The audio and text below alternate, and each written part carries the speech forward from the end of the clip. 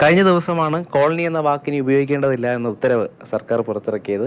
ഇതിനൊക്കെ മുൻപ് ഈ ആഗ്രഹം പ്രകടിപ്പിച്ച് അതിനുവേണ്ടി പ്രവർത്തിച്ചൊരു MLA ഉണ്ട്, രാജീവ് കാന്തപുരം MLA നമ്മളോട് ശരിയാണ്.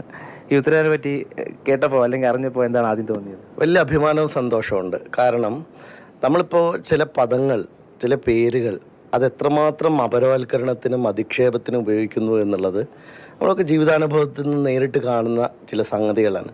അതിൽ പ്രധാനപ്പെട്ട ഒരു കാര്യമാണ് കോളനി എന്ന് പറയുന്നത്. അപ്പോൾ ഈ കോളനി എന്ന് പറയുന്ന പദം കൊണ്ട് ഒരു സമൂഹത്തെ അടച്ച് ആക്ഷേപിച്ച് അവരുടെ കോൺഫിഡൻസ് ലെവലെ നശിപ്പിക്കുകയാണ്. സ്വാഭാവികമായിട്ടും സംവരണം വഴിയും മറ്റും പ്രാതിനിധ്യം വളരെ കുറവാണെങ്കിൽ സിവിൽ സർവീസിലേക്ക് കുറേ പേരൊക്കെ എത്തുന്നുണ്ട്. പക്ഷേ അതേ സമയത്ത് എന്തുകൊണ്ട് കോർപ്പറേറ്റ് രംഗത്തേക്ക് ആളുകൾ വരുന്നില്ല, IIMകളിൽ എന്തുകൊണ്ട് കുട്ടികൾ പഠിക്കുന്നില്ല? ഇത് വളരെ പ്രധാനപ്പെട്ട കാര്യമാണ്. അതിൻ്റെ ഏറ്റവും അടിസ്ഥാന പ്രശ്നം കുട്ടികളാകുന്ന കാലത്ത് സ്കൂളുകൾ മുതൽ അവർ നേരിടുന്ന ഒരു അപരവൽക്കരണമുണ്ട്.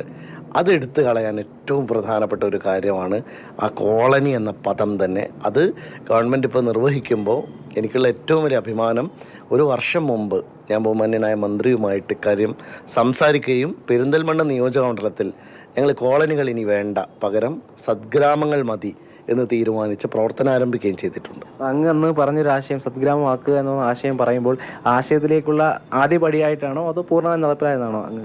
അല്ല, ഞാൻ ഇപ്പോൾ ഈ ഗവൺമെൻറ്റിൻ്റെ ഭാഗത്തോളം ഇതൊരു പേരുമാറ്റലിൽ മാത്രമാണ് ഇപ്പോൾ നിൽക്കുന്നത്. അപ്പോൾ അതുകൊണ്ട് തീർച്ചയായിട്ടും ഇതൊരു പദ്ധതി രൂപീകരിക്കണം, ഇതിനു വേണ്ടിയുള്ള ഒരു പ്രോജക്റ്റ് ഉണ്ടാവണം, ഇത് ബജറ്റ് അലോക്കേഷൻ ഉണ്ടാവണം. ഇതിപ്പോൾ പേരുമാറ്റൽ ഒതുങ്ങേണ്ടതല്ല, അവരുടെ ജീവിത നിലവാരം കൂടി മാറണം. അതിനുള്ളൊരു മാതൃക അങ്ങയുടെ മണ്ഡലം കാട്ടിക്കൊടുക്കുന്നുണ്ടോ? തീർച്ചയായിട്ടും ഒരു പെരിന്തൽമണ്ണ മോഡൽ അതിനുവേണ്ടി ഞങ്ങൾ സജ്ജമാക്കുകയാണ്. ഞാൻ ആഗ്രഹിക്കുന്നു അതാണ്.